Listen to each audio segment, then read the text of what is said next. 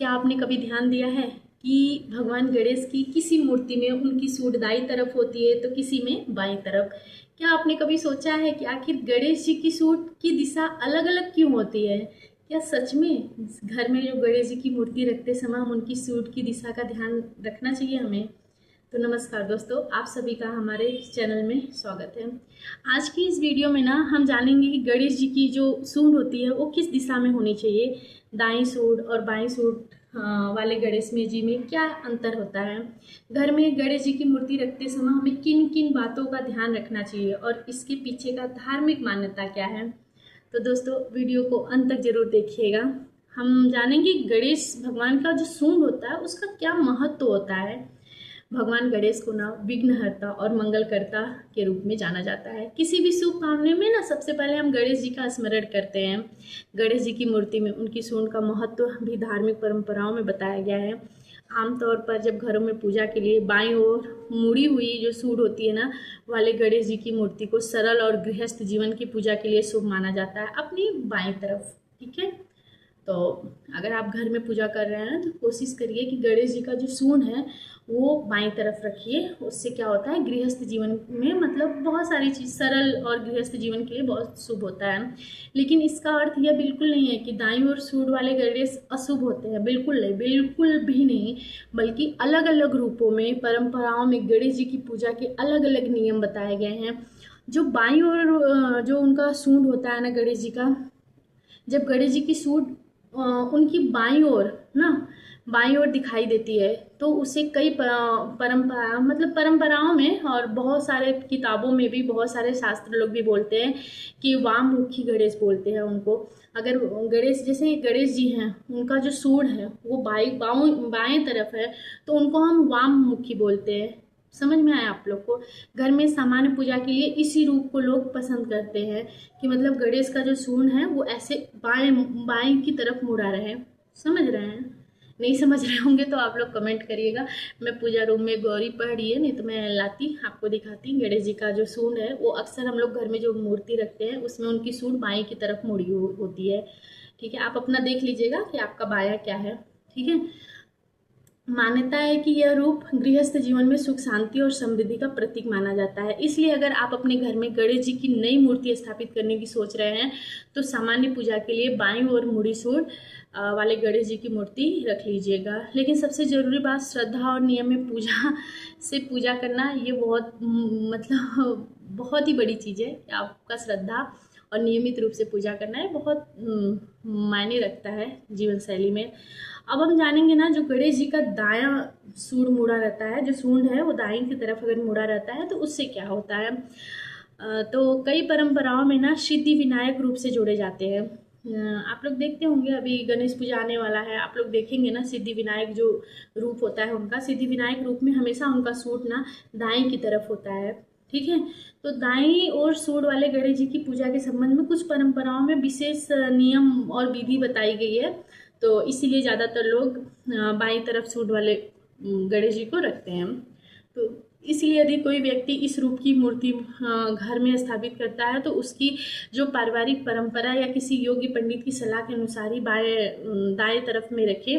ठीक है, यह कहना सही नहीं होगा कि दाईं सूंड वाले गणेश जी घर में नहीं रखे जा सकते हैं या बाईं सूंड वाले नहीं रखे जा सकते हैं, वो आपके ऊपर है। आप दोनों रख सकते हैं क्योंकि गणेश जी हर रूप में पूजनीय है। गणेश जी की मूर्ति रखते समय क्या ध्यान रखना चाहिए दोस्तों? सिर्फ सूंड की दिशा में ही नहीं बल्कि मूर्ति रखते समय कुछ और बातों का भी ध्यान रखना चाहिए। सबसे पहले गणेश जी को साफ और सम्मान, जहाँ पे साफ जगह हो और सम्मानजनक स्थान दे। आराम से आप स्थिर हो जाए, घर का काम करके फ्री हो जाएं और साफ करें। थोड़ा सा चावल रखें, चावल रख के फिर गणेश जी की मूर्ति रखें। गणेश जी की मूर्ति को ऐसे स्थान पे रखें जहाँ नियमित रूप से पूजा और सफाई हो सके। मूर्ति को सीधा जमीन पे नहीं रखिए, ठीक है, क्योंकि ना पूजा के लिए मूर्ति को साफ चौकी या आसन पर रखकर बेहतर माना जाता है। अगर आपके पास चावल है तो चावल का आसन दीजिए, कपड़े है तो कपड़े का दीजिए, चौकी है तो चौकी का दीजिए, अपने हिसाब से कर लीजिएगा। गणेश जी का मुख किस दिशा की तरफ हो।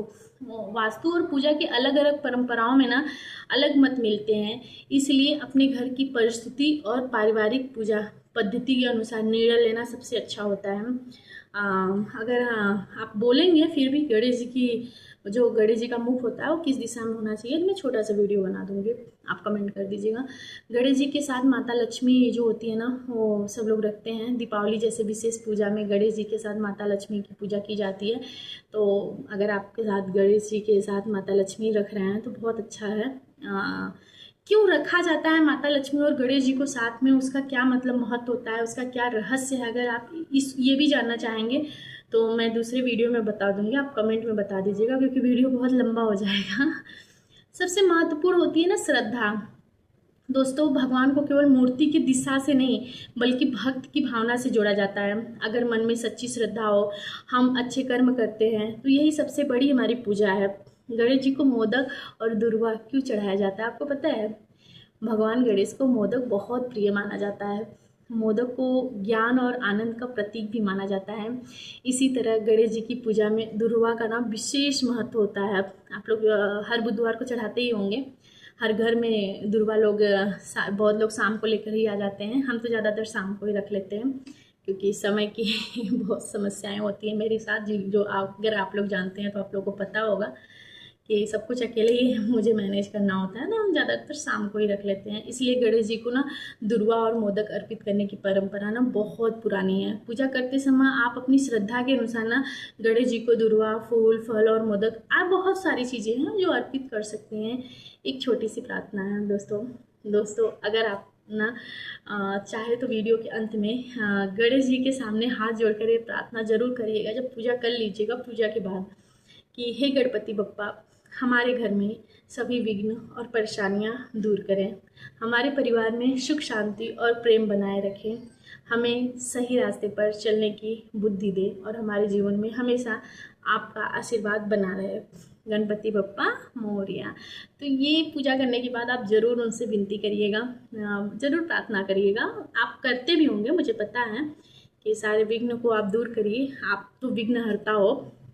और वीडियो के अंत में मैं बोलूँगी कि आज हमने जाना कि गणेश जी की सूट की दिशा को लेकर अलग अलग धार्मिक परंपराएं क्या कहलाती हैं। बाई तरफ में बहुत पूजा विधि होती है जिसको बहुत कम लोग कर पाते हैं, तो ज़्यादातर लोग बाई साइड में रखते हैं, दाई साइड में बहुत कम लोग रखते हैं। घर की पूजा सामान्य के लिए बाई ओर की जो मुड़ी सूट होती है वो शुभ माना जाता है, जबकि दाई ओर वाले सूट वाले पूजा की जो गणेश जी की पूजा है ना, कई परंपराओं में विशेष विधि से जोड़ दिया जाता है।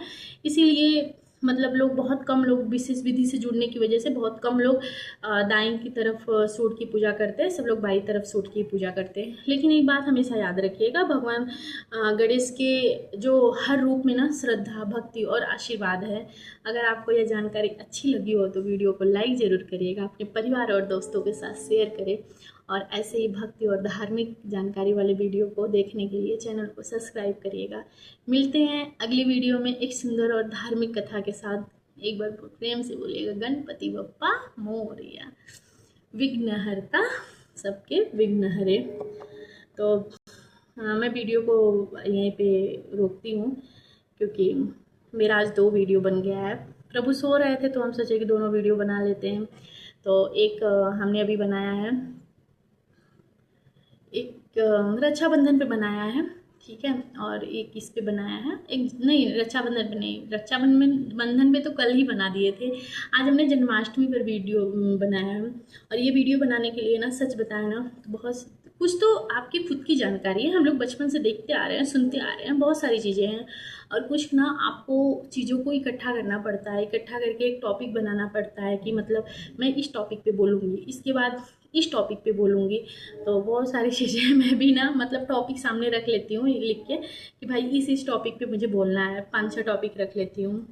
तो वीडियो को लाइक, कमेंट और शेयर करिएगा और कमेंट में गणपति बप्पा मोरया लिखिएगा, ठीक है।